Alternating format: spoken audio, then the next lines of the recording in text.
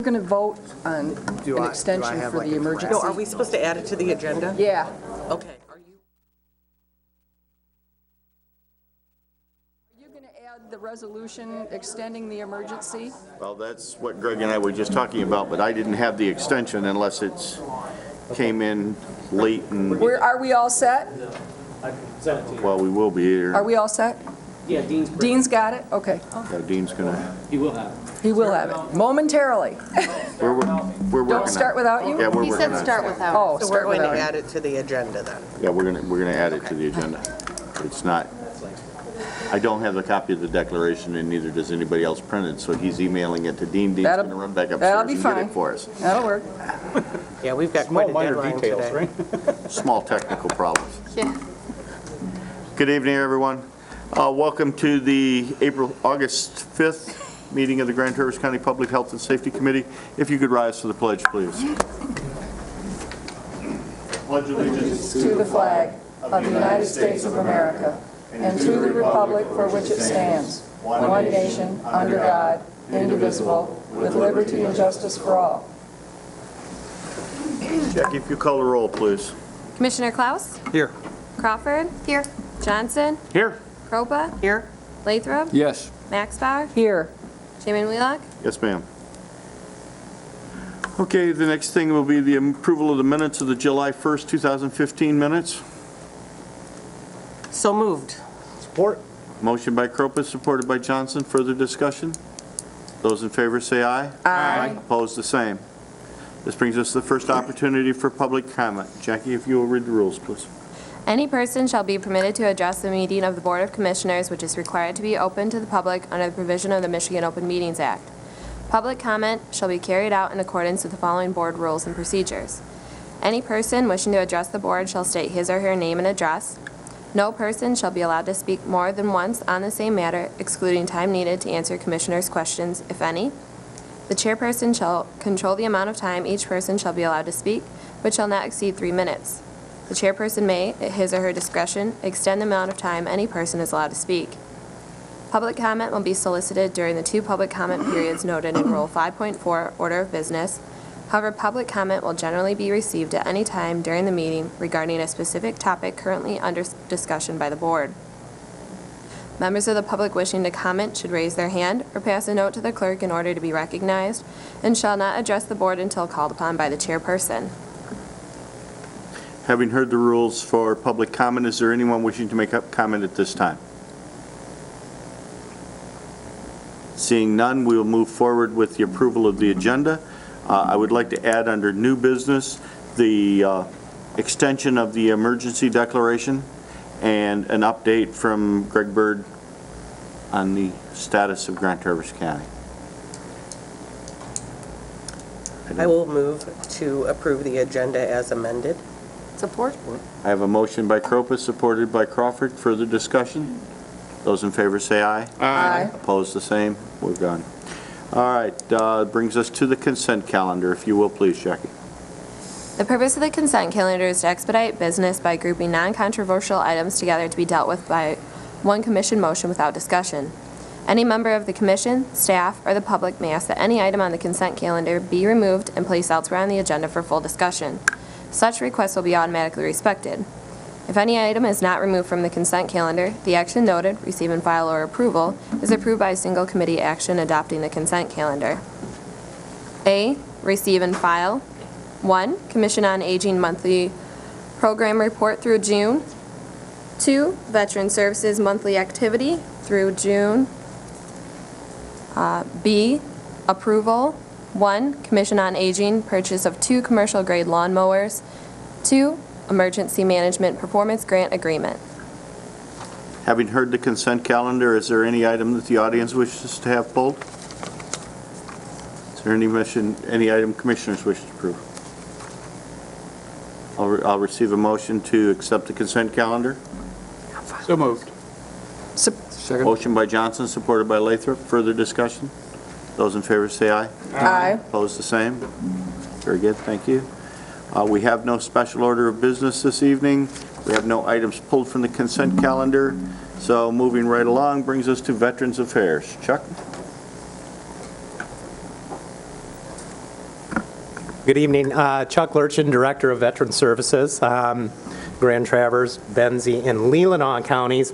I know that, we have our new batch of commissioners, and this report is something that I've traditionally given to the Board of Commissioners each year, excuse me, in this format. This is a report that we get from the federal government for mostly state and municipal officials. Essentially, it's what we're getting back from Washington, D.C. to take care of our veterans. So it's the best gauge we have for any of that. I did include a memorandum kind of explaining some of the highlights. We do project some of the graphs that we have for you. I'd also like to invite anybody that if there's anything else you'd like to see from our department, this is kind of carried over from previous boards and this and that. So please just let me know. We can usually get our hands on whatever information you might want. As you can see, the federal government, the VA, through the payment of veterans benefits last year in Grand Traverse County, expended just about $40 million, just a little bit over $40 million. It's about an 18% increase from the previous year, and that year was about a 19% increase from the previous year before that. We do go back and track it for 5 years. You can see we're quite pleased with the tracking of that. We want to get those federal dollars out of Washington. That's who's responsible for the payment of these benefits. And then I do throw where we were at 10 years ago to see you the so that you can see what the growth is as far as that goes. So. Previous boards always like to compare to similarly populated counties within the state. There's not that many that really compare to Grand Traverse County, but this gives you an indication of where we stand compared to those that are closest to us.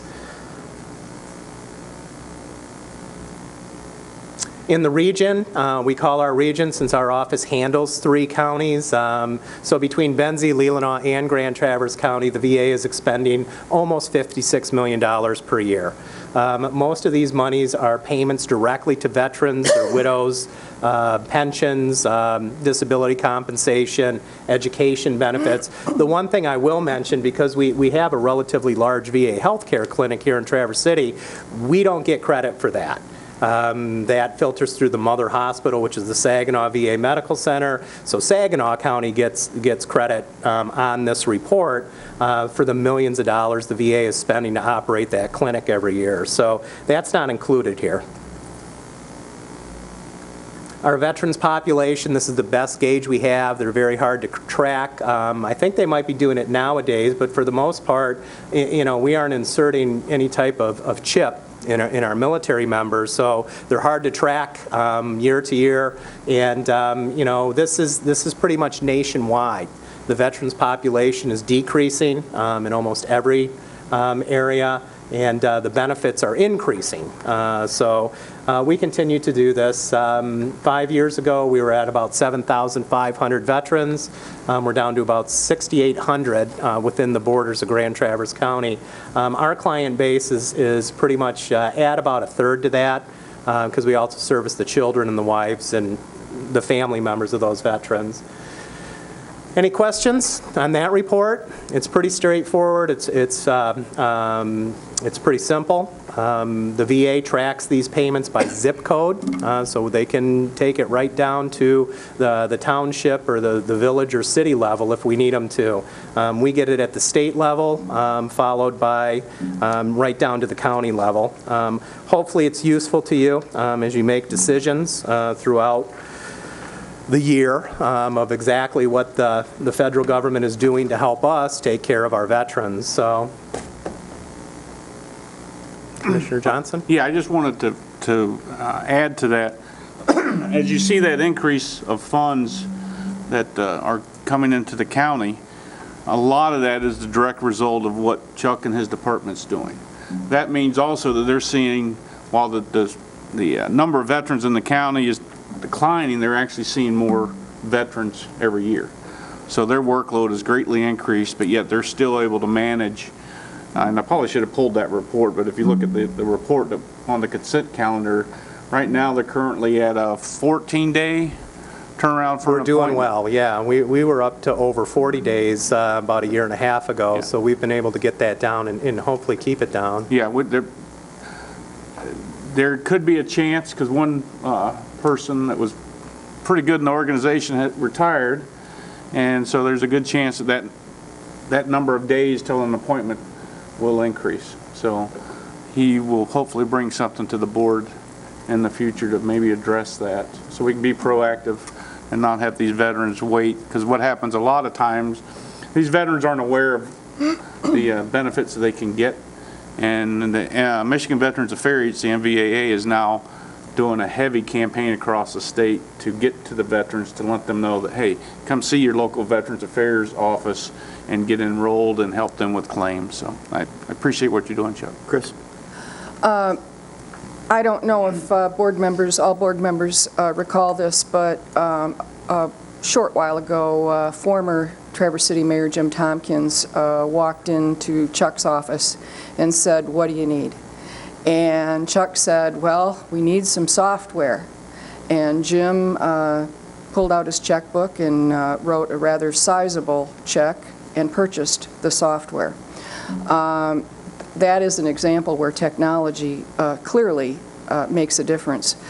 Chuck, along those lines, be thinking ahead for the coming year, if there's anything technology-wise that you feel will improve your effectiveness. It's a big part of what's going on right now. We're in the middle of a transition. Very, very soon, within the next few years, we'll essentially hit enter, and it will be where it's supposed to be, somewhere in the country, doing what it's supposed to be, and we're already transitioning into that, and that was a huge help. The county was in the middle of the recession.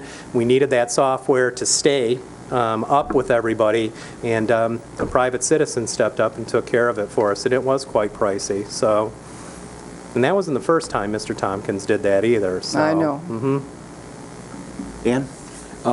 A side note, last year there was some talk about a larger VA clinic coming to this area. What's the status of that? Well, they are moving forward with expanding to an additional annex. But the expansion is probably going to be a build. They're probably going to build here. They cannot find adequate space. They want about 24,000 square feet, which is over double the space they have right now.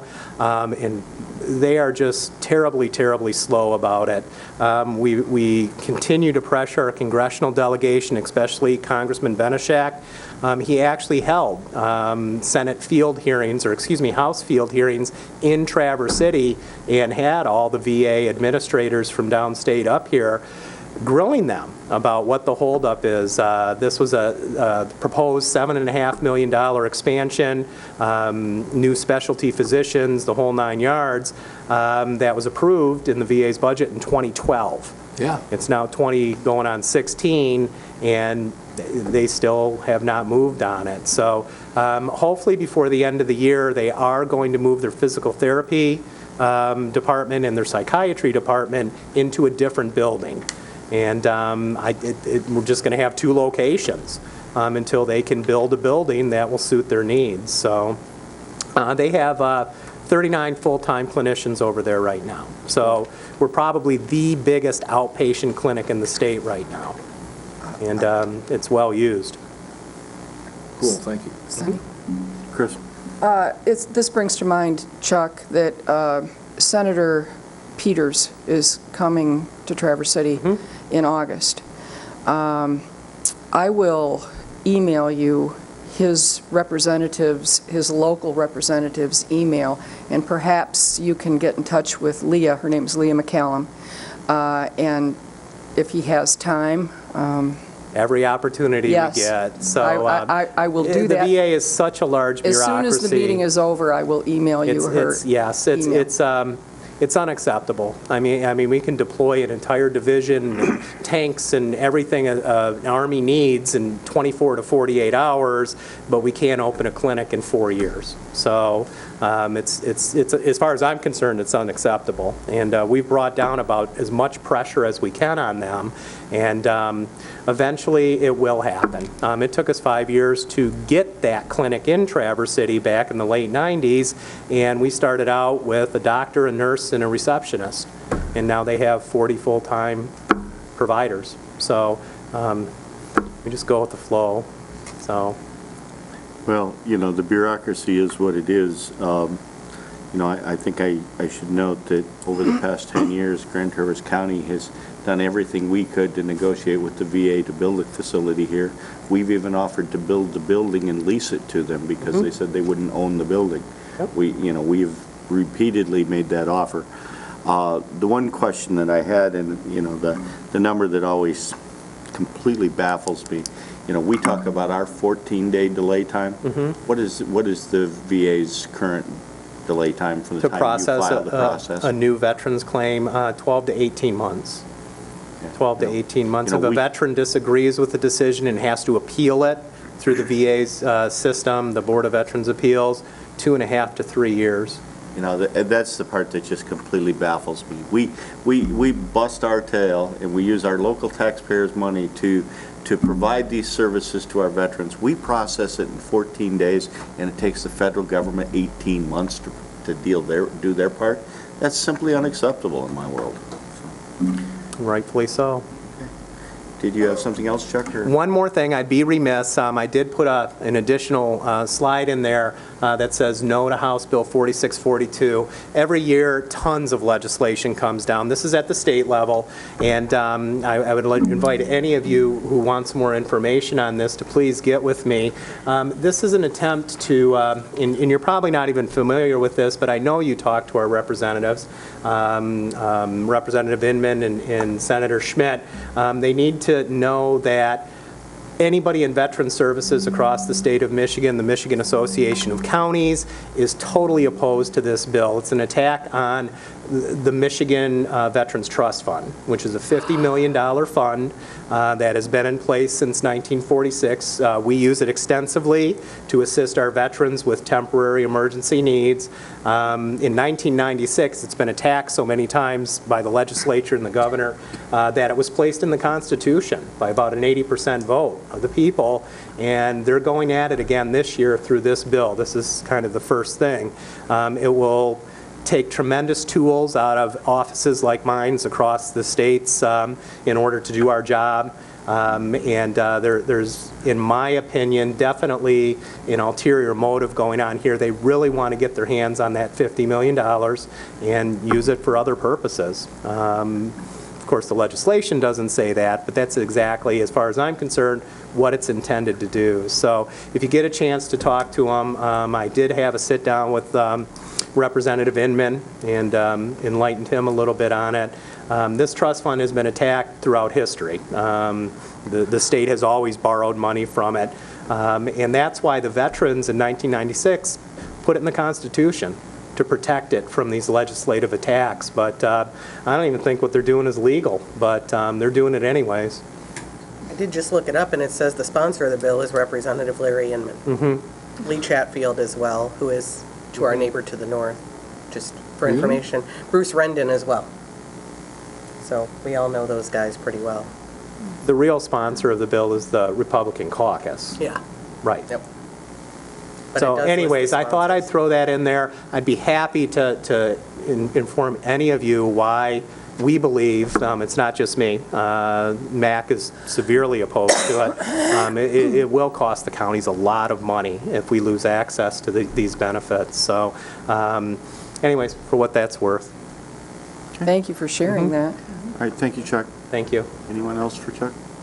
Okay, this would bring us to the Syke and Menzel and Erickson show. What it says here, presentations by Syke, Menzel, and Erickson. Is that a law firm or? We've hired them. We have hired them all. So Are you going to sing? Yes. you do it. Is this They a look like they're variety gonna show sing. or what? Doesn't matter.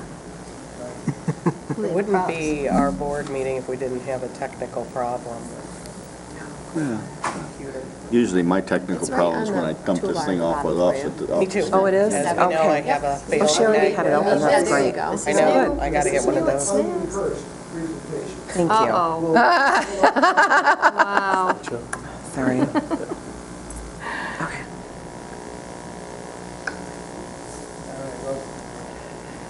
Good evening, Chairman Wheelock and fellow commissioners and staff. We're pleased to have the opportunity to share with you some information tonight on some things that we've been working on. It's really updating you on information and giving you some ideas and things to think about in terms of action steps and recommendations. I'm going to be talking about the strategic planning process, and John is going to talk about the GFOA meeting that we had with the consultants, the telemarketing or telecommunication meeting we had, and some subsequent discussions we've had. And Chris is going to talk about improving our communication strategy within the organization. Did you want me to hit this? Well, I can do it. Just here. I just want to make sure I get the right one. Come here, Shimon. I think this is the right one. That's okay. I was right. No, it wasn't right. All right. Okay. Well, what we're recommending at the board level is a strategic planning or a board retreat. And what we'll be working on is developing a common mission, vision, and value statement, looking at the current strategic plan, and then creating an opportunity for the board to work together. Now, breaking that down in a little bit more detail, we would have a facilitator brought in, and that's Barbara Jordan Ellis, who I've worked with to lead that, and she is here. Barbara, raise your hand. And she'll be here to answer some questions later, and we all will be. And if you have questions as we go through this, please feel free to ask them. But we'll be staying around to answer questions at the end of this. So the opportunity for board members to build a sense of trust, work together effectively is what we're really looking for in this session. And we do it around reviewing and clarifying the existing mission and vision statement, which you already have. But looking at updating that, giving it a good review, and coming up with a new one, build on what you've already done, and then develop a value statement for the board and employees. Value statements are important. It's kind of an ethical way of the way the organization runs, and it's a good sense of direction for not only the board, but also for employees as well. At Beta, we did that, and we did it by going and doing some focus groups in the community, and we found out what Beta wasn't, and so we started building a value statement around that. They said, you have no integrity, we don't trust you, nothing's on time, and so we said, we're going to build a value statement that covers that, and then the whole organization is focused on accomplishing that. And then identifying and prioritizing critical issues facing the county. And I was talking to Barb today, and we thought it would be a good idea to do the Survey Monkey with department heads and ask them the question, what are some of the critical issues you feel that the county is facing as background information, and then come in and ask that to you people as well, and having that information to come up with a consensus. And then prioritizing strategies to address those critical issues. Kind of in the funnel approach, lots of things, and funneling it down to 2 or 3 or 4 things you could really focus on and working on accomplishing in, say, the next 6 to 12 months. And then, of course, very importantly, developing success indicators and measurements for the strategic goals. So it makes it accountable. You're going to put some measurements in there that you'll be accomplishing this by a certain time. So that's the session that would take place. I would be remiss if I didn't add that Barb has volunteered to do this gratis, because she, like everyone else, wants this county and this community to be successful. So she had told me that she would be willing to give her preparation time and the time that it takes to actually facilitate this process free of charge. So we appreciate that. I also have the proposal, which I'll give to you after we're done, and it has her bio in it, and that'll give you some additional information as well. Now we have John, who's going to talk about the GFOA meeting and some of the action steps and recommendations in that area. To the right. I have. I got it. Missed it.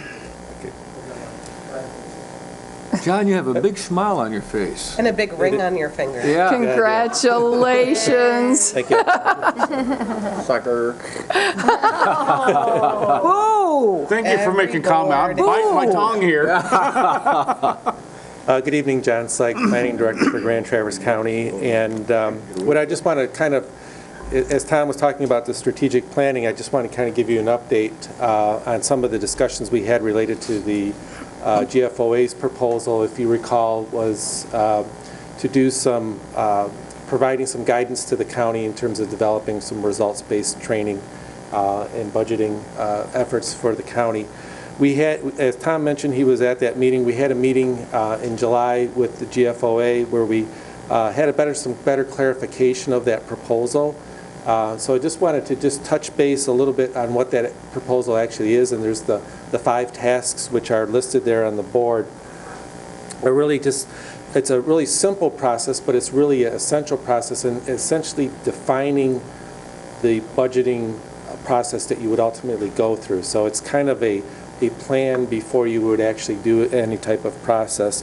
Task 1 is a results budgeting training, and that training would be geared for the committee. Now, as you recall, we have a committee that of staff people along with Tom Menzel and Paula Segala were joined in on that. And that's really just some more in-depth training in terms of what results-based budgeting is. It's to really inform that committee so that they're kind of the ones at the county that are really well-versed in that. From there, they go through this process definition effort, which is led by the GFOA. All of this is kind of guided by the GFOA staff members. And what they do is are really kind of evaluating what are the preferences for the county on the process. The results-based budgeting can be done in a multitude of different ways. Each community kind of does it its own way based on its culture and what's its priorities and so forth. This is really an effort in this task where they're just basically presenting some questions and a pretty extensive list of questions to really determine what are the preferences of the county. So essentially tailoring the results-based budgeting process for Grand Traverse County. From that, there's also efforts in there where they can get additional input from staff and focus groups to kind of validate some of those preferences that may come out of those discussions.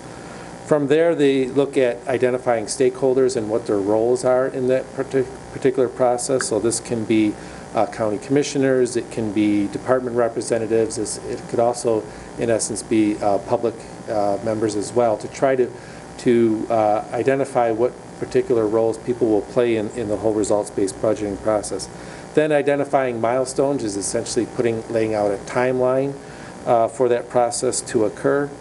And then finally, task 5 is really kind of the nuts and bolts and getting what's this going to take in terms of resources. So looking at staffing time, what are costs associated with doing this particular process. So that's kind of what GFOA is put it together in a nutshell. And one of the things that we were, in our discussions, we were wondering what were some of the qualities that really need to be, or those things that need to be in place for this process to be successful. We talked about previously, I know the county commission, about we kind of have one shot at this in terms of getting it right, and that's one of the things we want to make sure that this goes forward and that it's going to be successful.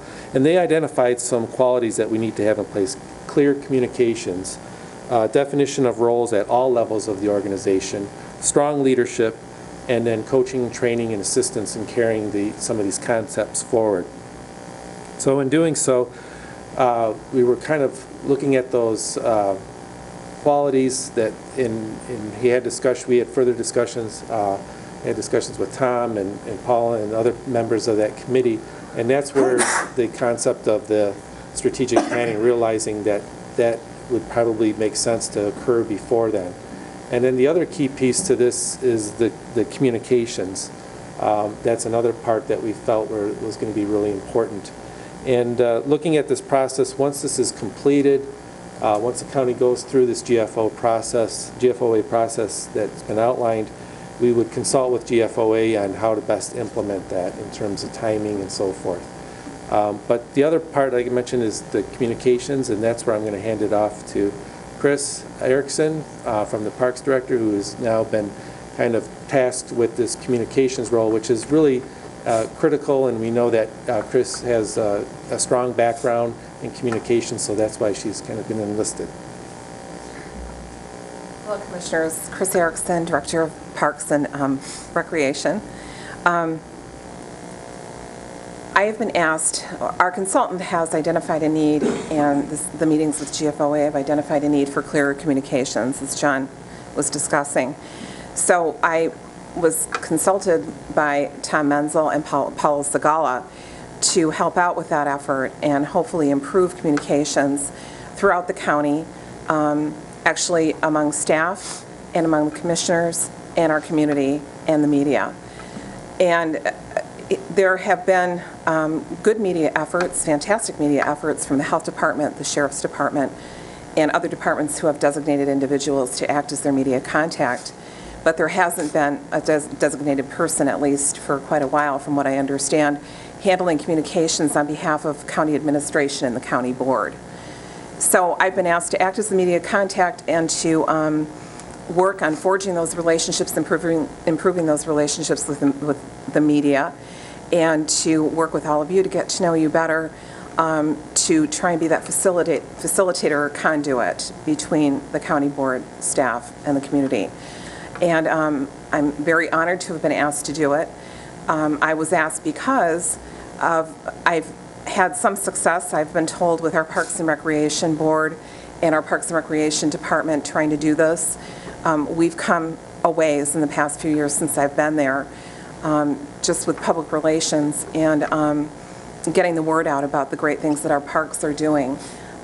This can help improve the county's image, ultimately, if you have a point person helping you with that. I've had experience with this as I have 2 degrees in English, and I have a minor in journalism, and I have business experience with marketing and education, and I've communicated in many different ways in every job I've ever had. And Paula Segala remembered that from when she interviewed me for my original position with Parks. So that's why she reached out to me to ask me to help with this. So hopefully that'll give me some street credibility with all of you for this. But the job will be to improve, as I said, internal and external communications.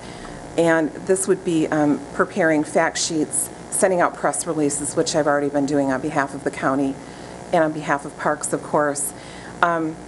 Touching everything before it goes out just to make sure the messaging is consistent and that all of our messages are aligning with the values and the strategic plan and the vision of the county.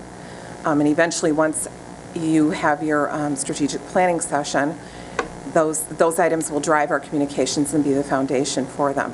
So as I said, I'm very privileged to be part of that. I'm not sure how long this will go on. Right now, we don't have a county administrator, so this will be something perhaps to be built on once that person gets here. I'm not sure where it will go from here, but I'm having a good time helping out with that. And if any of you have suggestions to help with this, that would be fabulous. Or if any of you have questions, I'd be happy to talk with you about them. I've kind of been thrown into it this past week with just sending out press releases, you know, on behalf of emergency management, things like that. So the next steps will be to see how the communications plan is developed. I think that will be done in tandem with any sort of strategic planning review that you have. And I imagine I will be part of that as well. And then we'll all be in the know, and we will all have kind of some goals about the way that we want to communicate in the future. And I'm going to turn it back over to Tom now, and he's going to wrap things up. Pleased to hear that you're having fun doing it. That's the first I've heard of that. But, I thought there was more anxiety than anything, but I'm pleased to hear that. But one of the things we talked about, and we're going to answer questions for you now, but we said we need to make sure everything is real clear and is accountable. So we said we want to do things like set SMART objectives for the organization, specific, measurable, achievable, realistic, and time-bound. And so this whole presentation is presented on that kind of thought process and that kind of background of putting objectives which are measurable, putting ideas out, but making sure that they're realistic and things that can be accomplished within a realistic amount of time. And as I've told them, and I tell people all the time, change is inevitable, but growth is optional. And the only thing I guarantee each and every one of you in this room is nothing ever stays the same. So it's a lot better being in an organization that is moving forward and is planning forward as compared to sitting there wondering what's going to hit me next. And so this is part of the process, get the organization moving forward in a positive way, starting with the top of the organizational chart, which is all of you here. I'm going to hand out Barbara's proposal for you, which is an in-depth proposal for what would happen on the retreat. You may have some questions, and it's got her bio in there as well. So if you could hand that out to them. And then Chris and John and Barbara as well will be happy to answer any questions you have on any one of the things, the GFOA, the retreat, or Chris's role in terms of communication. So if you have any questions, we'd be more than happy to address those. Sonny? Dan? John, one of the things I was looking forward to is that I would get trained in budgeting for outcomes. And of course, the whole staff wants to be trained too, but is there going to be some training for commissioners? There would be, in that process that they outlined, the 5 tasks, there would be updates and discussions with the boards as that process is going forward, so that while you may not be in the details of it, you will be kind of overseeing the guidance of that particular process. Okay. So it's important to keep the commissioners in the loop in that. Because like I mentioned, there are preferences in there, so that when that process was going forward, it's being tailored. So we want to make sure that those preferences are validated by the board as it goes. So I think as part of that, as that committee will be informed and trained, I think it will be an opportunity for you as well. Because certainly, as the board, you need to be clear in understanding of what's happening. Now, one of the things that I came away with when Mike talked from GFA was that we were going to find some way to reach out to the community and find out what their priorities are. And does this process include that? This is, that would be the actual implementation of the results-based budgeting process. This is really defining the process. So this is really drawing up all the details so that it fits this organization. And then, once you're done, then you implement that particular process. I get it. Thank you. I think just building on John's comments, what you'd want to do is have an executive overview. You need to know the process, but you don't need to drill down. You know, you're the decision makers, your power is the purse strings. And so what's worked is the executive overview, so you know the process, you see how it works, but you don't have to dig into it. That's the implementation. The other thing I think you'll find out is when you complete that GFO process, I think that's the stage where you start looking at recommendations. Now you know what it is, you've kind of tailored it for the organization, and then you say, well, how do we do this? And that's the hard part. So, do we implement this through the whole organization? Do we take an Alpha Beta test site and go through one department to make sure if we make mistakes, we make small mistakes, we develop some credibility and use that model then to move into the others. So what John described will take you to a decision point of how do we implement most effectively to be successful, because you only have one chance with these things. If you don't implement it correctly and it fails, you'll never get another chance. It'll take years to overcome that. So you need to sometimes go slow, make sure you're doing it the right way, making sure you've got some success stories and some results, and then you move that into other parts of the organization. Does that answer your question? Yes, thank you very much. Okay. I feel better. Yep. Other comments, questions? Chris? I would like to thank Barbara. What a generous, civic-minded thing you are doing. I appreciate it very much, and I'm sure the county as a whole will benefit from what I'm reading here. is your background and your talent. I've experienced her facilitation skills personally, and she's very good at it, and that's why I called her. She was the first one I thought of that could really help this organization at a board level, really get some consensus and get some good direction moving forward. She has excellent facilitation skills. Other comments? Couple things, I'm very excited about the idea that we're going to move forward with the strategic planning session. I've talked about that several times in the last 8 months. That being said, I think we would be remiss if we don't also look at the calendar and understand that this is August. We try to have the 2016 budget available by the end of October. While we're moving forward with the GFOA thing and the discussion about the results-based budgeting, we need to be mindful of the fact that we have a 2016 budget to prepare. And, I know Dean's got a pile of paper on his desk, and so do all of the other department heads, but, we need to be very clear to our staff that as we move forward with this new process, we still have to conduct the business of the county on a regular basis.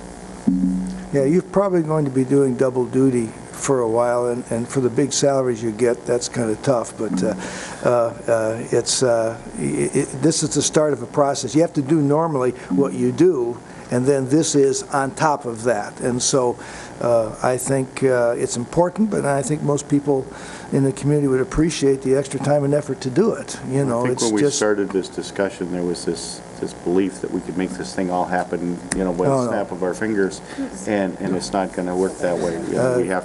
We have to understand that it's going to be a time-involved process, but it is critical that we realize that we have to move forward with the 2016 budget on behalf of the citizens of this community. That's right. That's critical. These processes can take a long time. I've been through these, and the last one I did in a political environment took 3 years and 3 months. I went through Public Works, I went through Fire, I went through Police individually at a time, and to try to get the buy-in, the pride of authorship, because you've got the, if people don't want this to happen, don't buy into it, it won't happen. You've got to have the culture buy into it. So it isn't an easy process, and quite frankly, most fail because they don't think through. The plan laid out is easy. It's the implementation into a culture that's not used to it, which is the hard part, and that's where the heavy lifting takes place. Anything else? Dan? Just for the record, I never thought this was going to be easy or fast. I knew it would be very difficult and take time. I never thought that or said that it'd be just like that. So I want the public to know my stance has been this is going to be difficult and it's worth the effort. It's something we need to do.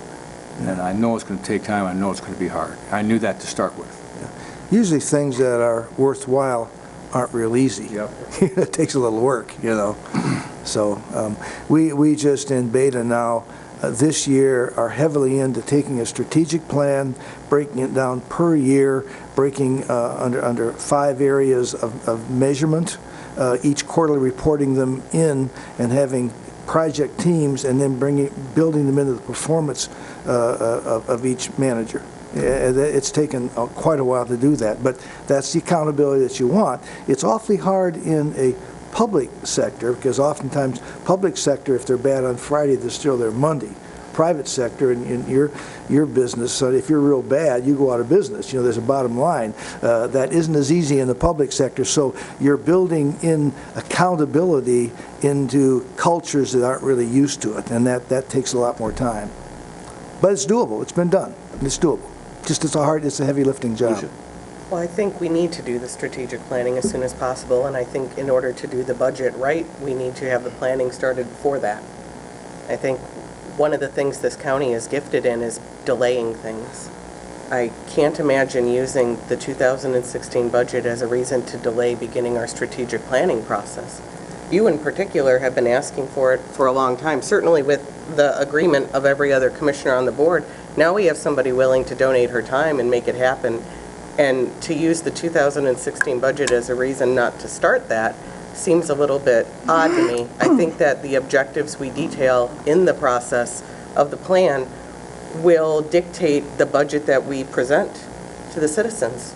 So I would like to see the strategic planning start as soon as possible, and I'm more than happy to do that at the same time as our budget meetings and do that job. I think this is an amazing gift we've been given here. Our consultants are doing the job we contracted with them to do, and we have a citizen willing to get this going. This is an excellent thing. I can't really think of anything better that we could do for this board. So I think we should start it on the timeline that our consultants have prepared for us, because I think they know what to do. And this plan will dictate the budget. They're partners. Budgets and strategic plans are partners, along with objectives. Chris? I feel it is appropriate to read an email that I received from the Traverse City Area Chamber of Commerce and Northern Michigan Chamber Alliance. Commissioner Max Bauer, just a quick note to say that the press releases from the county after the storm hit Sunday have been very timely and incredibly helpful.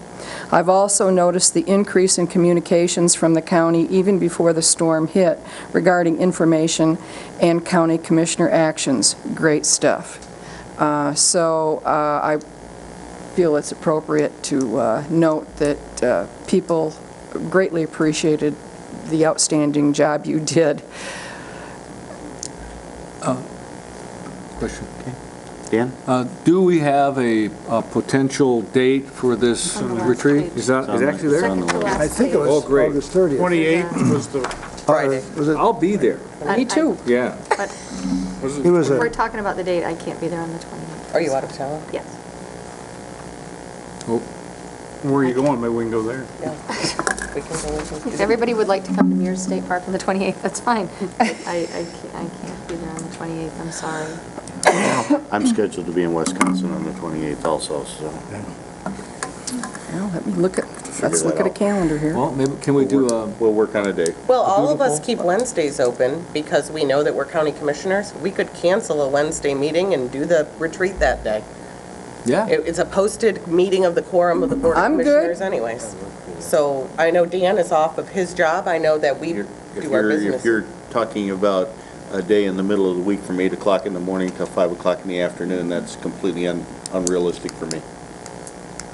So you do better on the weekends. Absolutely. And you vacation every weekend, don't you? Not every weekend, the 22nd. Okay. Then you don't vacation on the 22nd? Okay. Well, I'm certain we can find a time. How about August 22nd?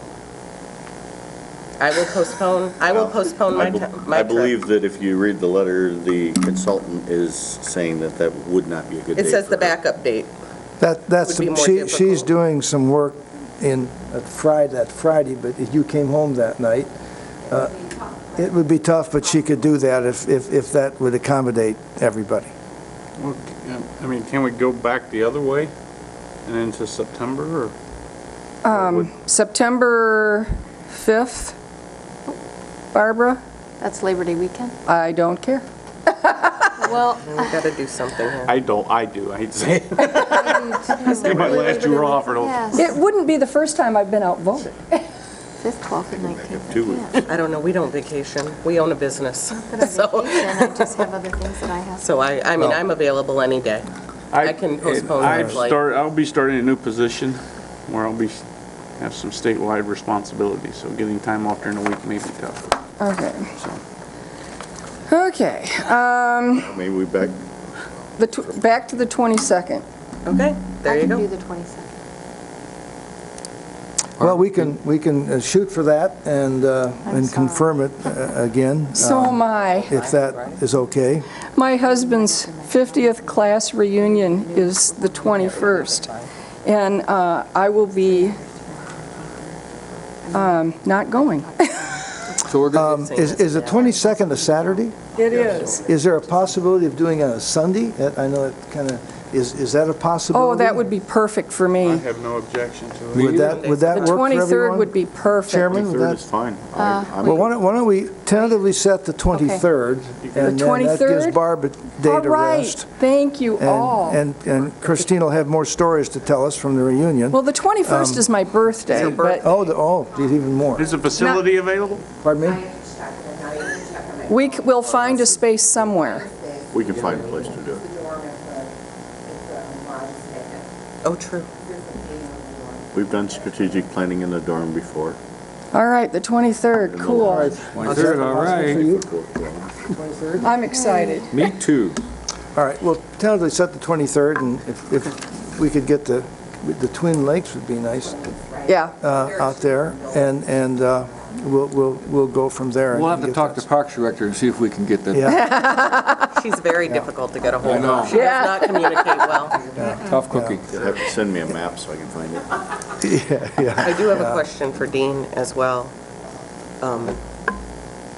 We do need to discuss the compensation for the communications person, and that kind of started with you, so if you could maybe introduce that to the board. Well, it was the recommendation of Paula to establish a compensation for the work that we're going to ask Chris to do.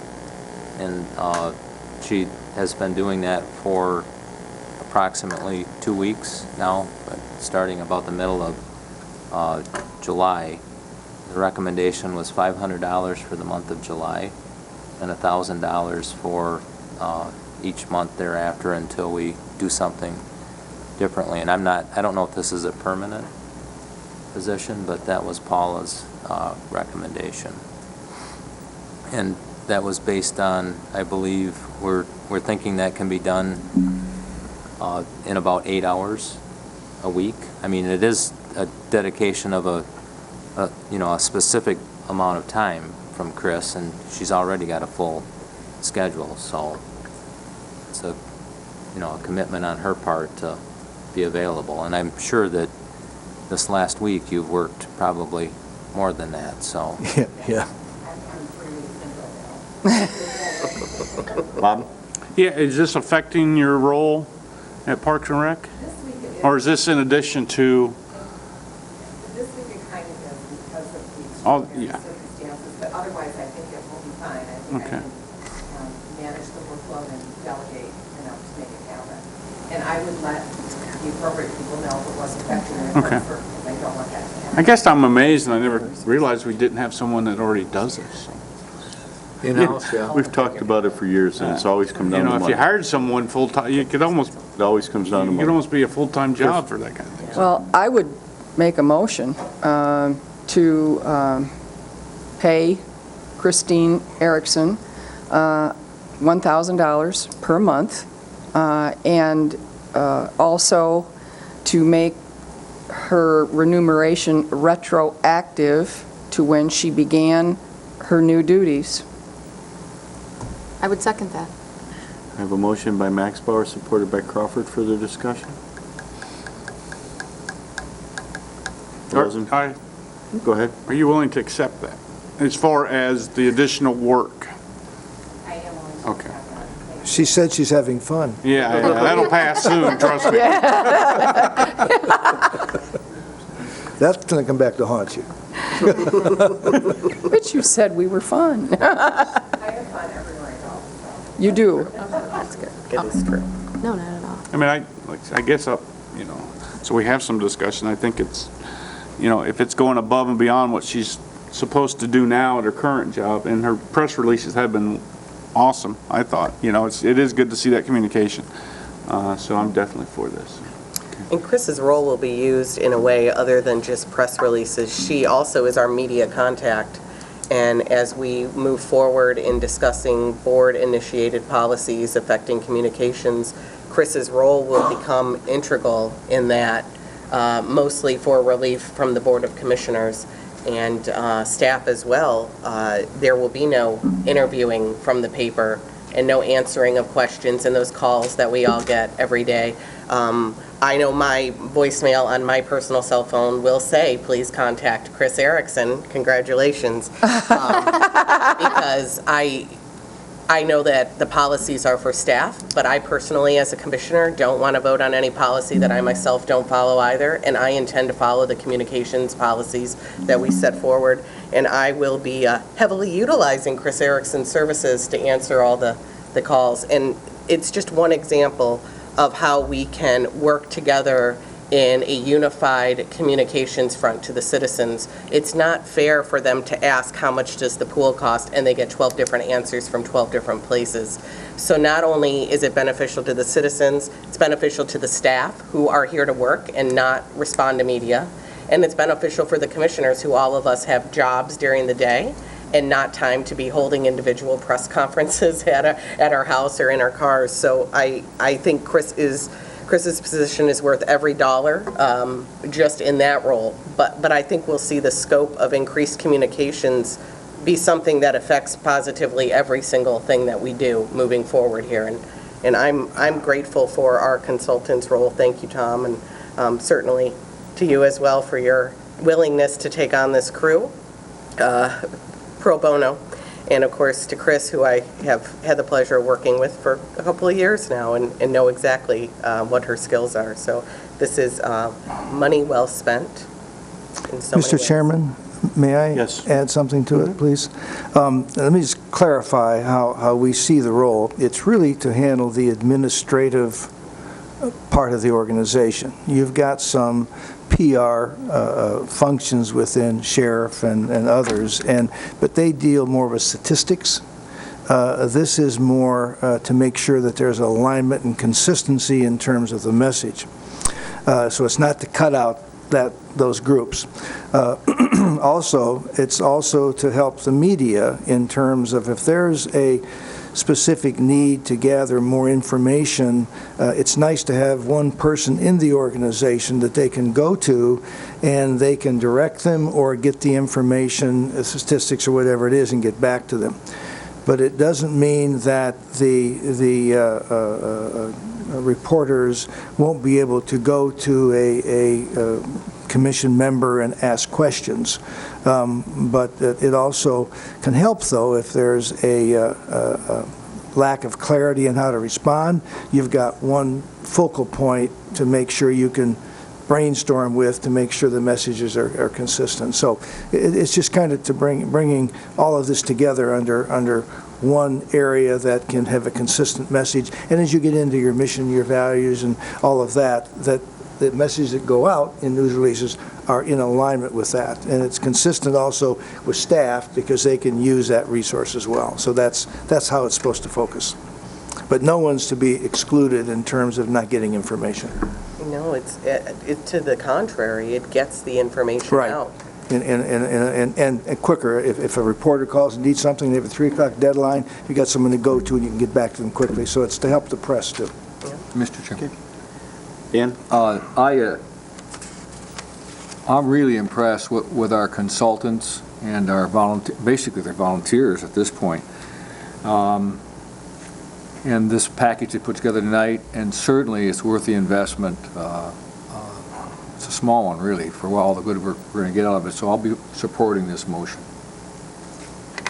But I think we all realize that, communications with the public and communications within the staff is an area that we've struggled with, and I guess we'll leave it at that. The only question that I would ask for Dean is, obviously because it's a financial thing that we haven't budgeted for, we have identified funding source for this? Yes, there are, well, obviously places where we don't have staffing right now, and that would be where I would make the required budget amendments. And then going into 2016, I will include an amount as well for that. All right, any further questions? All those in favor say aye. Aye. Opposed, the same. Motion carried. Thank you. Are you done with me, I think Chairman? I'm done unless you have something else for us. Thank you very much for your time. We appreciate it. Thank you. Thank you for yours. This would bring us to new business. I'm going to call Greg to come up, and he's going to talk about the emergency declaration. An extension of such has been provided to us this evening, and I believe the MSP representatives are here. They probably want to talk about the same thing, maybe. Thank you. Greg Bird, Emergency Management Coordinator for Grand Traverse County. Dealing with this, and I'll give you, maybe I should give you the overview of the situation first before we do the extension. But as many of you know, as all of you should know by now. Is that mic working? Is this mic working? Is that better? That's better, Yeah. thank you. Okay. Talking it works. Sorry, I'm, Been a little frazzled lately, It's- probably. it's been a long day. And Yeah, how do I don't get- you pick on How do I him. get my computer screen back? I lost my screen. Let me figure this out here. I've lost my screen. I can see it up there. There we go. Now you don't have it. Goodness. Unless if we have computer issues, it's. Nope, not working. Nothing. I just hope we don't have a technology emergency in this county. I guess. We do not have the appropriate tool. I didn't have time to come do this before I got here, so. Here comes No, but Christine again. I'm hitting the duplicate and it won't take. All right, I'll stand up. Let Chris help. She's, Let her do it all. I'll tell you, she's been a godsend this week to me too. But Sunday afternoon, approximately 3:45, we received a National Weather Service warning for a severe thunderstorm. Users of Code Red got it at about 3:45. Approximately 4:30 in the afternoon, a severe storm with straight line winds, the National Weather Service estimates between 85 miles an hour and 100 miles an hour over the region, hit us. With that, there was widespread power outage damage, a little bit of, I can deal with that. I could. Some minimal standing water and associated things with that. Through the night Sunday, responders out handling urgent stuff, power lines in the roadways, your normal. Forgive me, I don't have all the statistics, but I know Central Dispatch received over 300 911 calls. A normal day is 100 total, just in that time period after 4:30.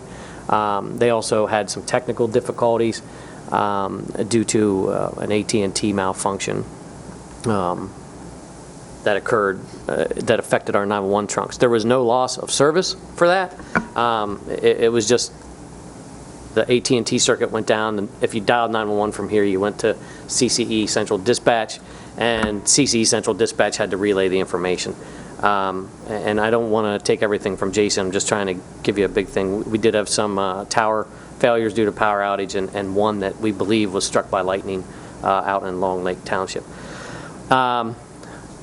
Monday morning, after the initial assessments taking place and the urgent life safety responses and issues were done, I met with members of city management, the city manager, and Chris Maxbauer, and overnight we discussed and entered into, declared an emergency. We had impassable roadways, over 20,000 residents without power. It was bad enough that we knew we didn't have a lot of loss of life injuries, but we had a lot of infrastructure damage and we had a lot of problems getting out there. So it was a serious storm, and we wanted to address it. Chris, now you made my mouse not work either. So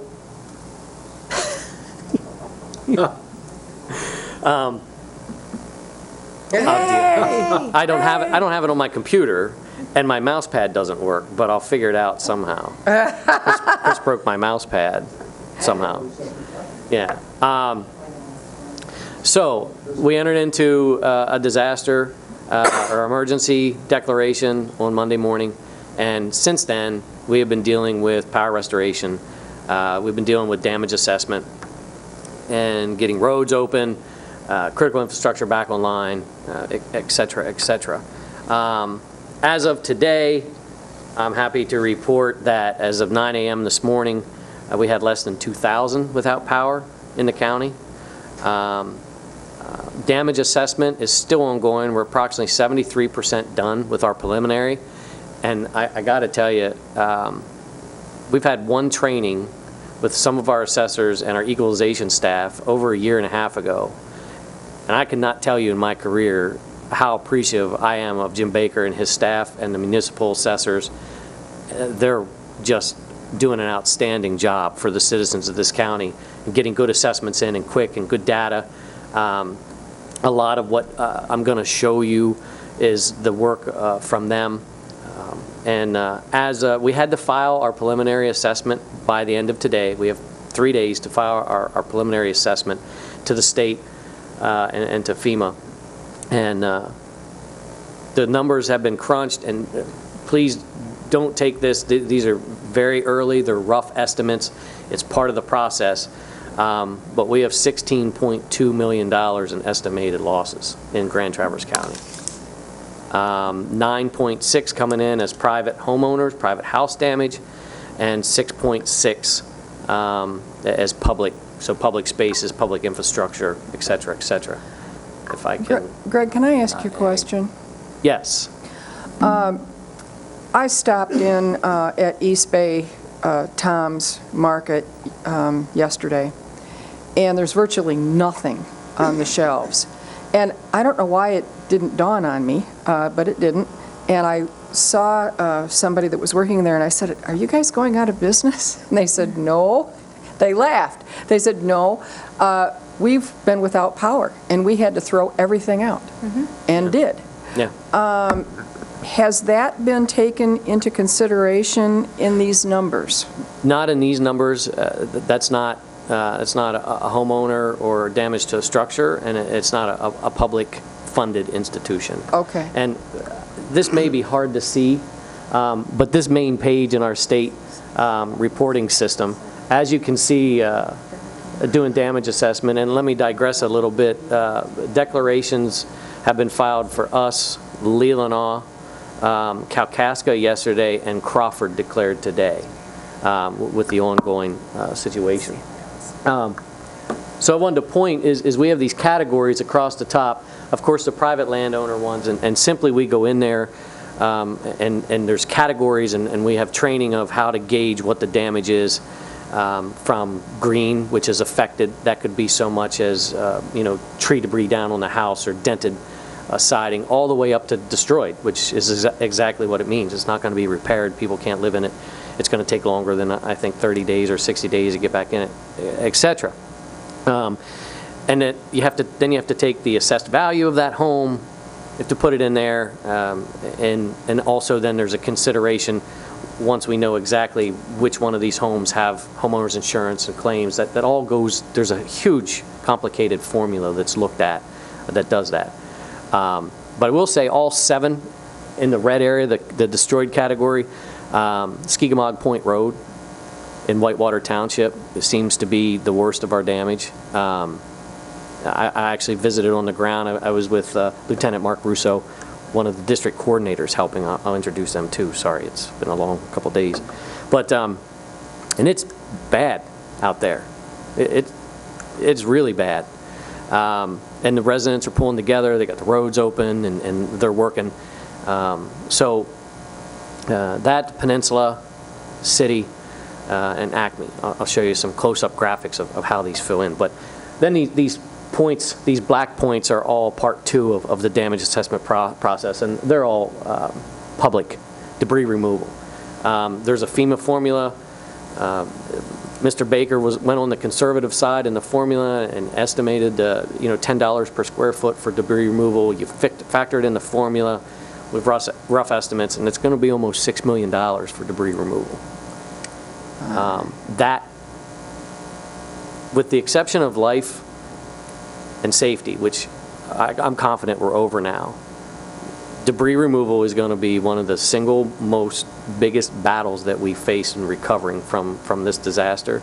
And I want to impress upon you that when the power comes back on to all of our citizens, and as we move, this is going to be a long-term incident.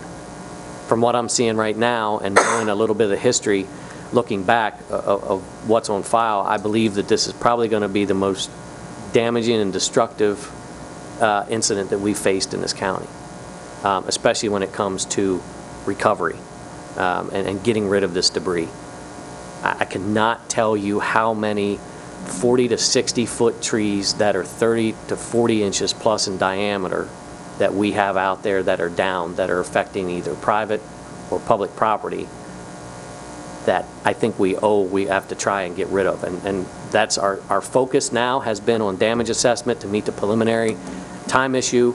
It's been focused on getting the power restored, making sure that we're open for business and we're able to run. But now we need to focus on what we're going to do with this debris.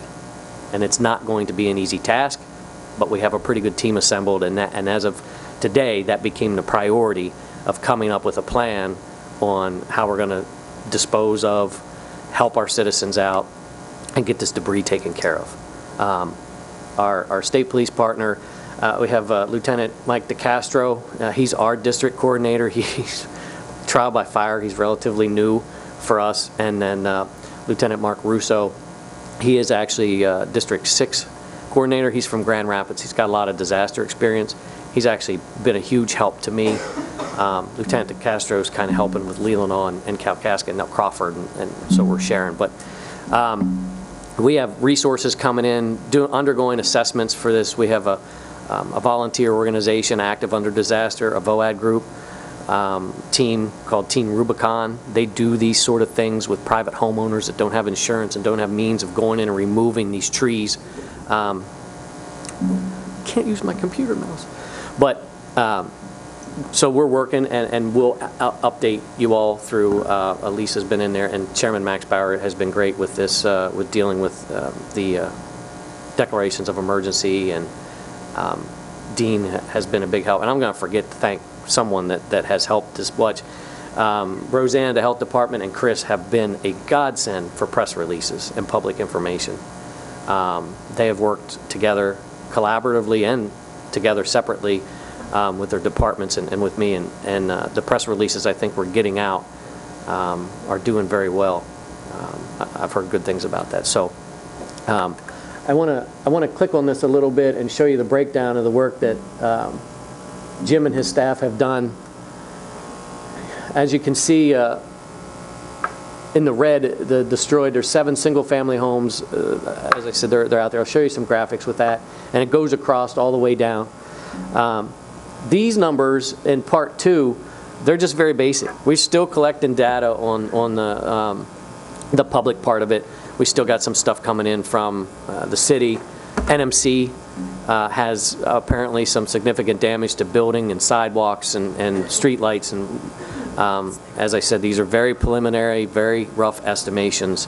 As we move forward, until we close out of this, these numbers, I'm assuming with the help of the state, they will either grow or they'll get exact as we go, as we find out, as those costs come in. So that's the damage assessment piece. It's considerable. This is busy, but this is an overall picture of Grand Traverse County. These are single point, all these are, and I apologize, I didn't have handouts or a PowerPoint or something more than this, but I ran out of time preparing for you all. These are all single point addresses that were assessed over the past 36 hours? Yeah, 36 hours that we've been out there. You'll see down in the, we have some out here that we collected some data today, probably another dozen or 2 dozen assessments, but the concentration of damage was Skigmog Point, the peninsula, and then down in through the city and Acme was where we saw it. Here's a close-up view of the points on the peninsula and the city. And I have a photo to show you from, I believe, this property that I'll show you in a minute. And then Skigmog Point. It's hard to tell, but here's the 7, 1, 2, 3, 4, 5, 6, 7, I believe, destroyed structures. I'll take you through a couple pictures. This one that I had up here, basically the storm came on land here from the northwest, and it took this track down over the county. And another caveat, the U.S. Coast Guard, at midnight Sunday night, I texted my contact at the Coast Guard, and by 8 a.m. Monday morning, I had a flight scheduled on a helicopter to do overhead views. They have been amazing, giving us pilots, giving us airtime. They've helped us. They've helped Leelanau, Kalkaska. They're a phone call away, and they'll put us in a helicopter and take us for a flight. It's incredible. So Monday by lunchtime, I'm having an overhead taking pictures of our county and the damage. This picture is on the peninsula, the base of peninsula, on the east side of West Grand Traverse Bay. And it's a little hard to see, but this house, all these trees are actually laying on this house here. And there's some debris out here with the dock.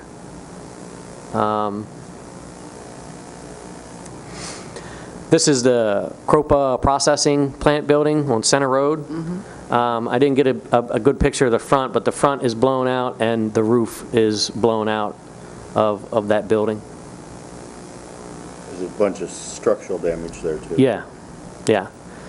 This is another picture of one of the farms. This is all, I don't know where this came from, but this is all debris laying out and through the field, and a lot of their covering is gone and blown away. This is Skegamog Point. This is out over the lake facing south. This is one of the totally destroyed structures in here. And then finally, this is also Skegamog Point from a different direction. And it's hard to see, I know, but literally all of these 40, 50, 60-foot trees are just laid down.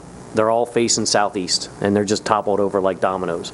And that's everywhere from Glen Arbor, and it picked up a little bit coming into southeastern Leelanau, and then it slammed the peninsula in the city, and then you have some here and there, and then it just slammed into Acme and Skegamog Point. And so it was like building energy and discharging again. Have been confirmed straight line winds by the National Weather Service. So, When you say destroyed, does that mean the insurance companies have stated that they're uninhabitable? that is from our assessment of the level of damage, that they're uninhabitable and unrepairable. So many of these structures that we don't list as destroyed, the homeowners have been told by their insurance companies that they're uninhabitable. Well, and in that, I don't know what the insurance companies are telling them, because the homeowner's private, that, you know, contact your insurance company. But our two categories, and I should have brought you the printout of it, of major and destroyed, means the homeowner can't be in them. So there's a lot more than 7 families that have been displaced because of this. Yes, there is. The interesting part about that, or really happy part about that, is they're staying with relatives, neighbors, friends. We've offered assistance. We have one person from Traverse City that cannot live in her house. Happens to be that there's no insurance on the house. And she was staying on a couch, and Red Cross is taking care of her with some hotel vouchers. We did not need to open up shelters. We did not have a lot of interest in taking shelters. We were prepared to open up shelters. We had shelters available, you know, in every aspect of the county, but we ended up not needing to do that. And with part of the county having food and water, and there's some restaurants open and some that was unaffected, it gave us an interesting dynamic that once the roads got open, people could get out and they found a place to shop or found a place to eat or go.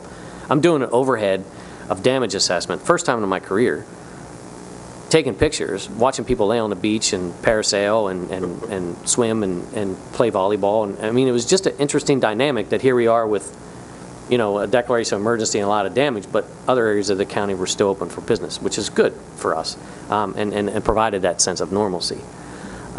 So we're moving forward from here.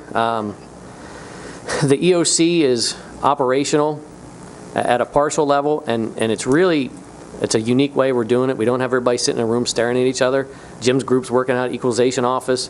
Dean's working in the finance office and working for us. And I say it this way, it's pretty cool when technology's working and infrastructure that we're activated virtually.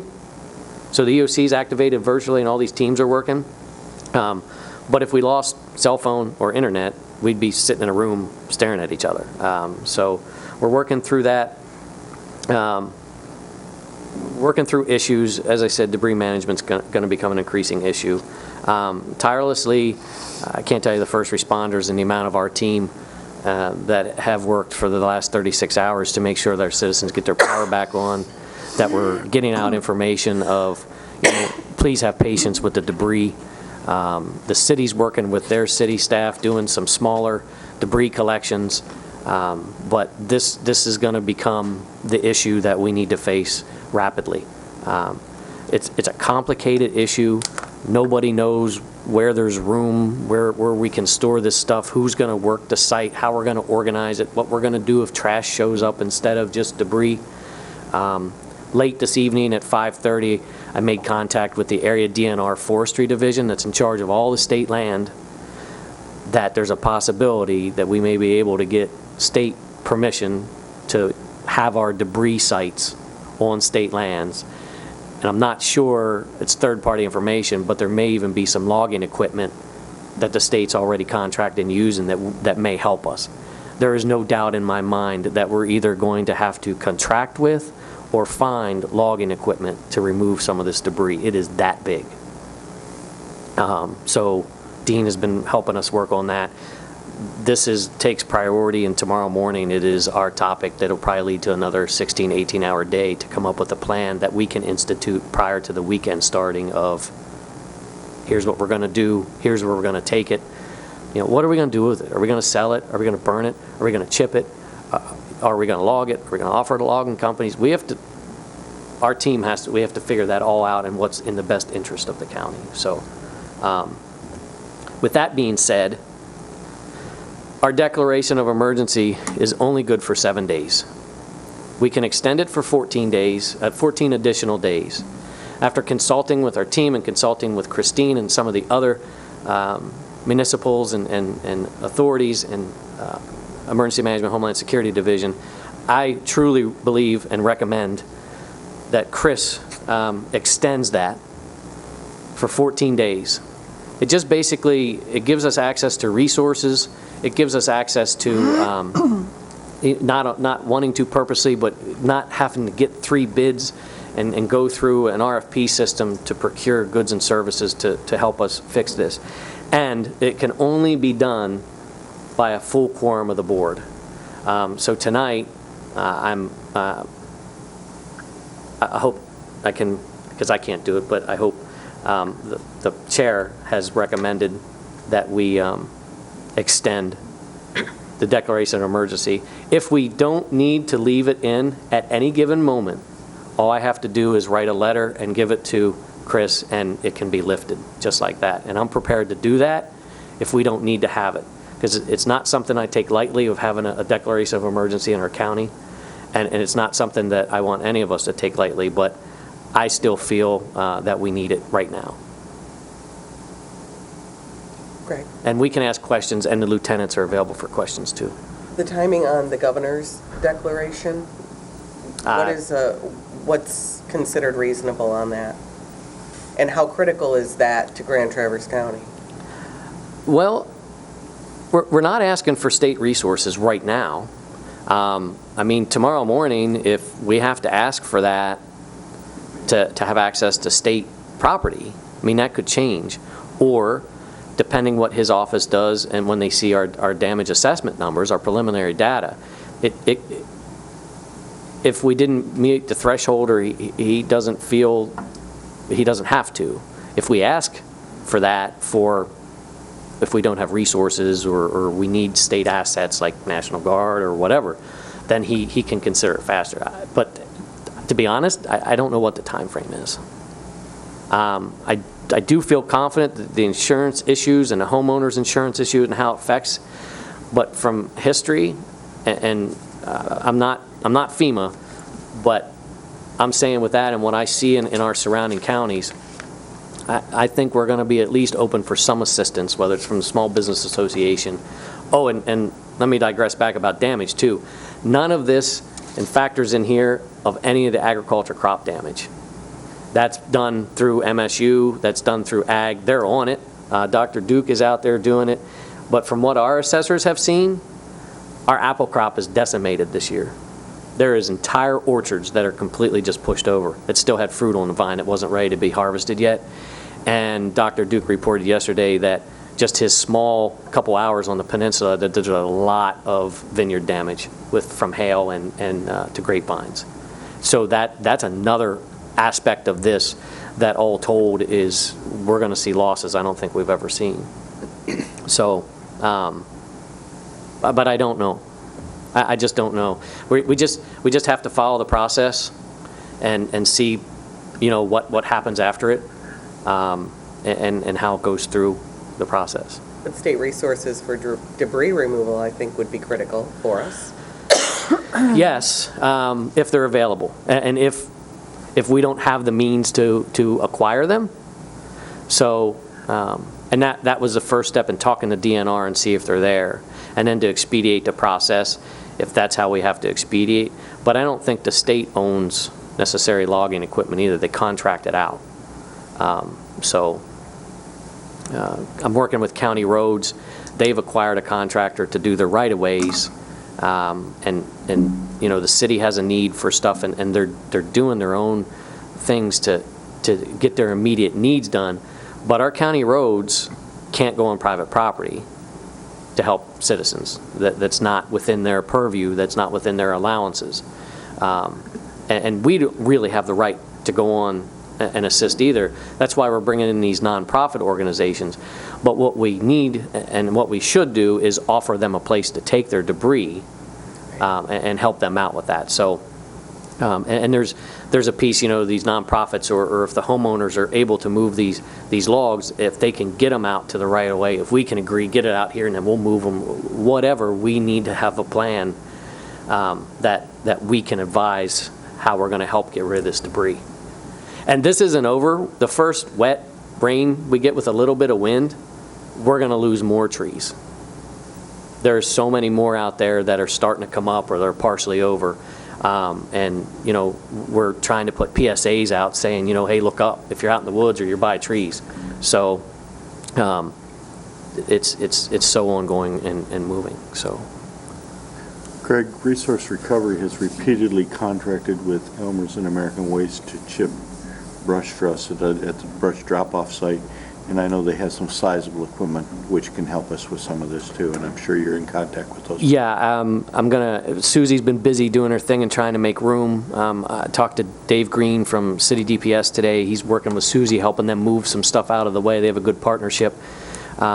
Susie, I'm going to start bringing in to our meetings now that we're down to talking debris, but that's a concern of Dave saying that they're almost out of room there. They have very little room to put stuff, and the city's doing a scan through the city, and I think it was Garfield and East Bay townships that are offering free vouchers, but that's only for up to 3 yards of material. And 3 yards of material for some of these homes is 3 yards of material fit in the back of a pickup truck, and most of this debris that I'm seeing doesn't fit there. No. So, you know, the city's great doing the little stuff up to 4 inches, picking up, doing a scan. That's gonna help out a lot. But if you haven't walked through the neighborhoods, there's a lot of big trees down in the city. 8th Street Cemetery, you know, we got to figure out how to get that lumber out, especially from the public. The parks, you know, we have a lot of big trees down that we have to figure out how we're going to get rid of. So I anticipate that there's going to be some expenses asked for approval, as far as whether it be contracting or leasing of equipment or whatever.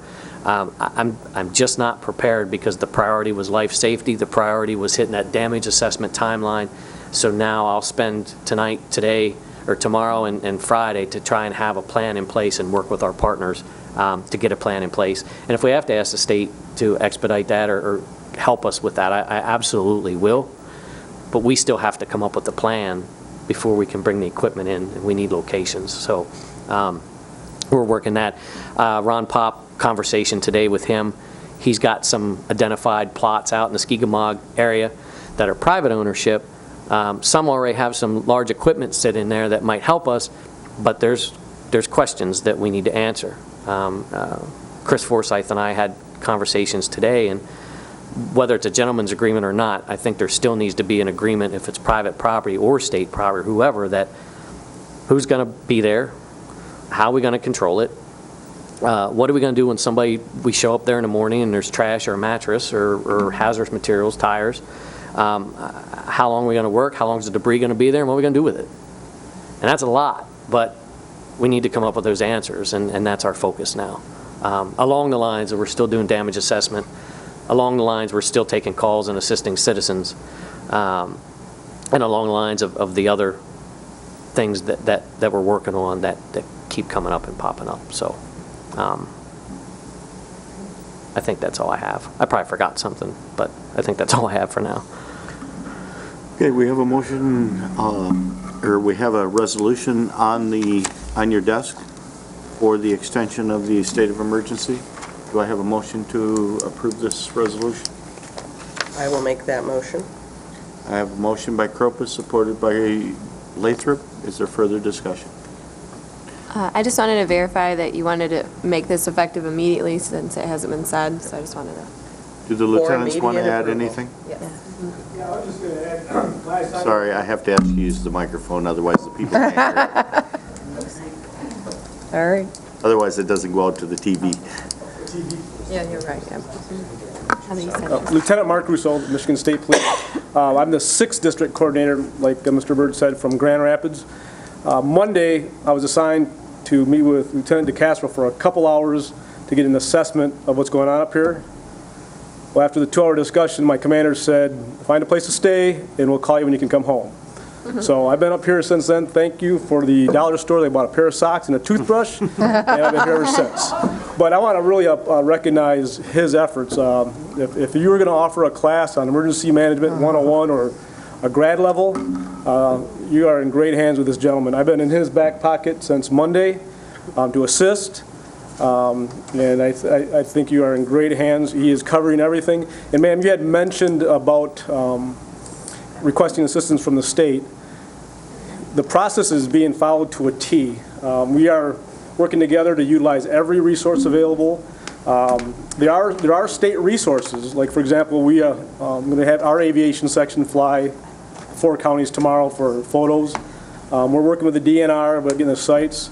However, the state assistance, the formal request for a governor's declaration isn't at that point because you are utilizing your resources. We also have possible MEMAC issues that we could address.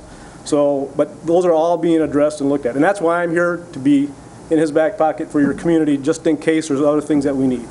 But I just want to publicly recognize Mr. Bird and his efforts, and his staff from the county. Staff of one? Well, He's a staff of one. Staff of one, but you wouldn't know it. I know it. Based on all the buy-in from the department heads and the people that we have met at the EOC briefings, you would think it's one big staff and one big team. We're very fortunate to have emergency services in this community that we have. Is there any questions of us reference this discussion? I think we're good. Okay. Thank you. I think we also need to recognize what Greg did a few weeks ago when we all approved the, okay, tell me what it was called. Oh, the natural hazard mitigation plan. Thank you. Well, We talked about it, like how it had been delayed forever and ever, and hey, we might have an emergency one day.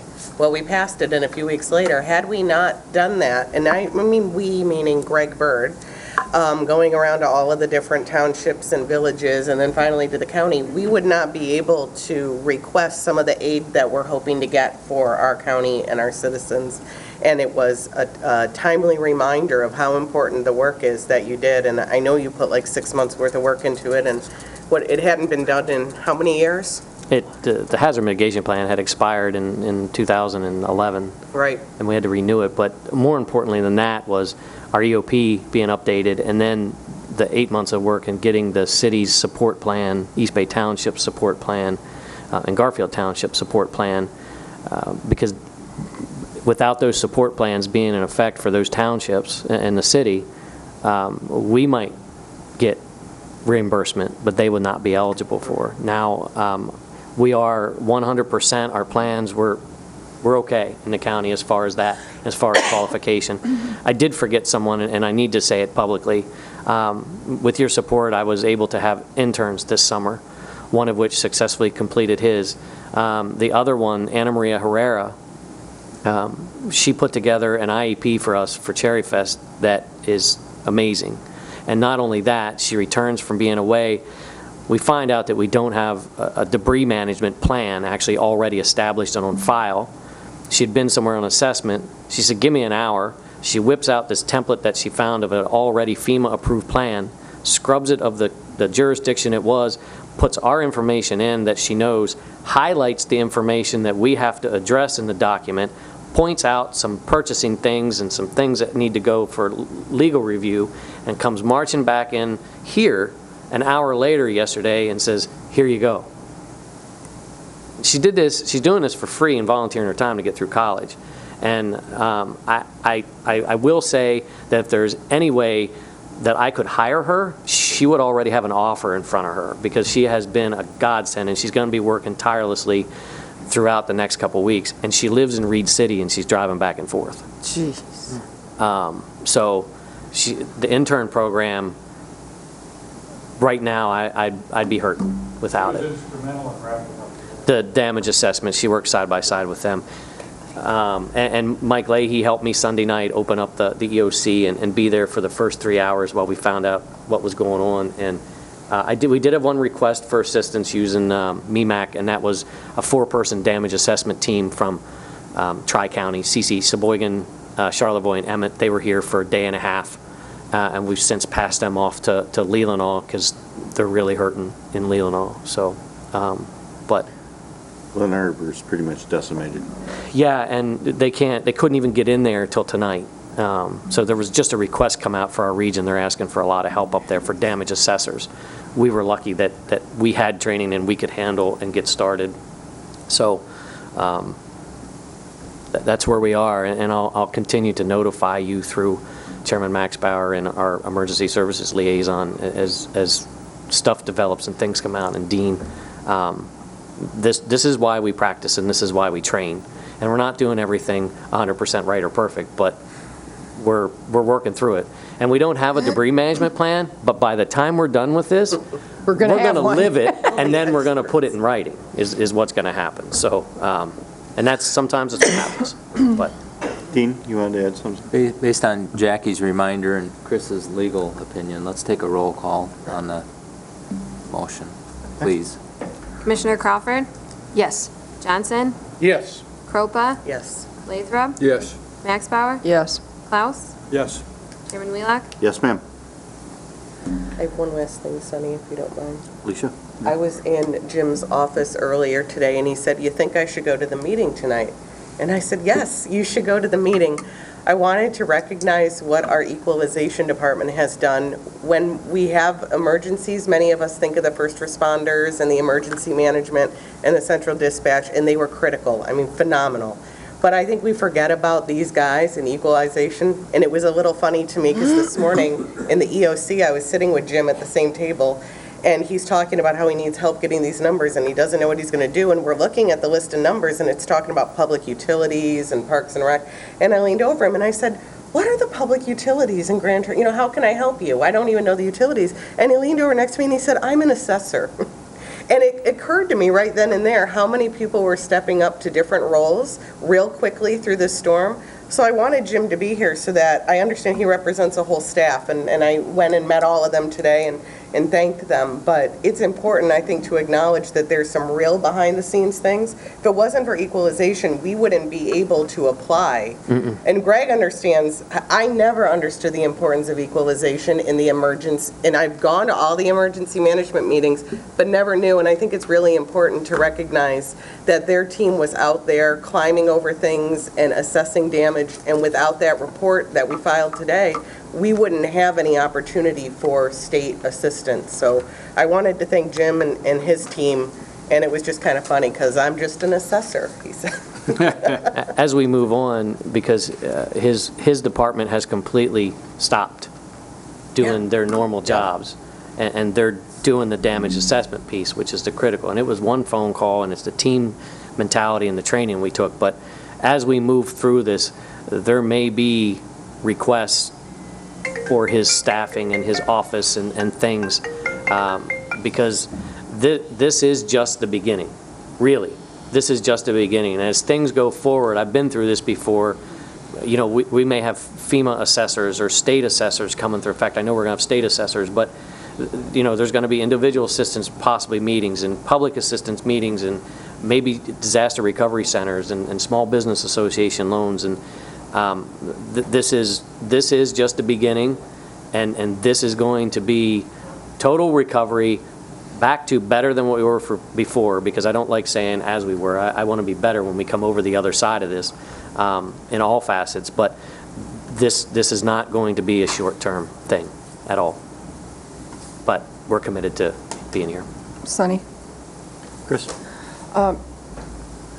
I want everybody to know that before the meeting began tonight, the city manager came over and said, thank you so much for Mr. Byrd and the exceptional job that he and his team, including our assessor, has done, and I wanted to pass that on to you. And I would be remiss if I did not acknowledge Jason Torrey and the 911 staff. You know, we took a little bit of criticism for upgrading our emergency equipment. And that is the system, the 800 system, is what they had to fall back on in order to get through this emergency. And, you know, Jason sent me an email saying the transition to the new system cannot come soon enough for him. But if there was ever justification, vindication, whatever you want to call it, for the vote that we took at our meeting in July, upgrading our emergency services, our equipment, which is what they need, I believe we are justified.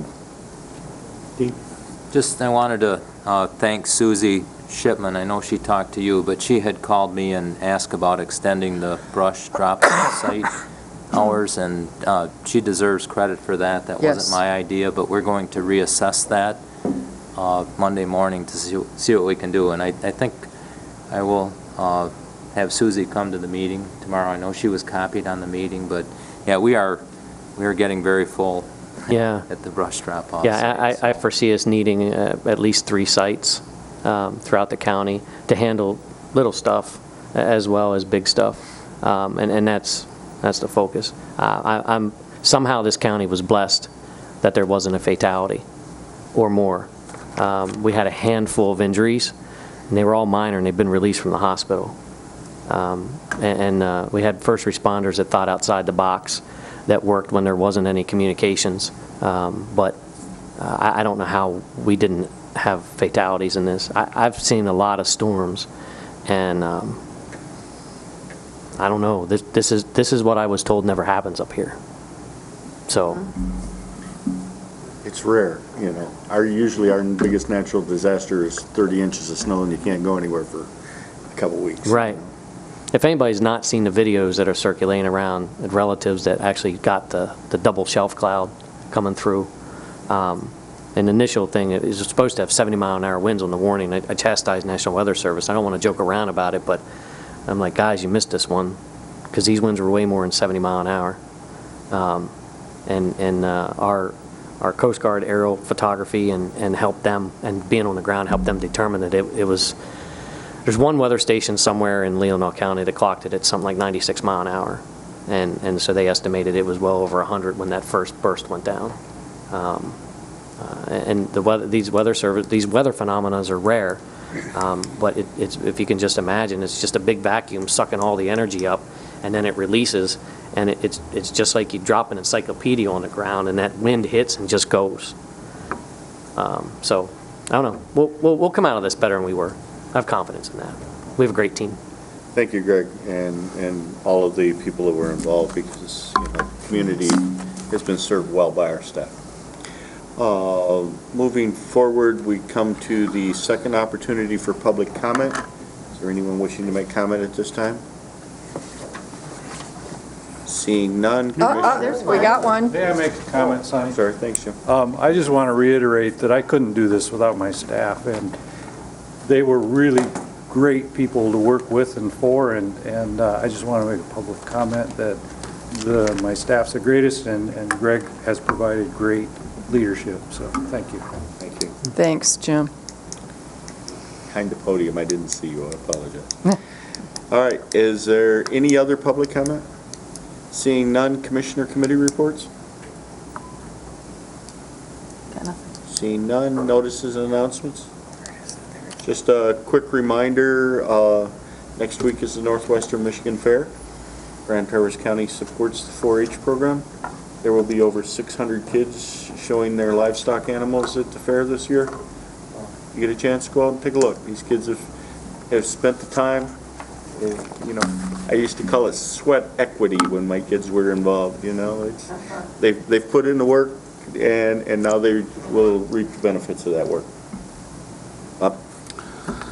I meant to talk to you before the meeting, but I want to take the time to publicly apologize to you for my outburst at this meeting last month.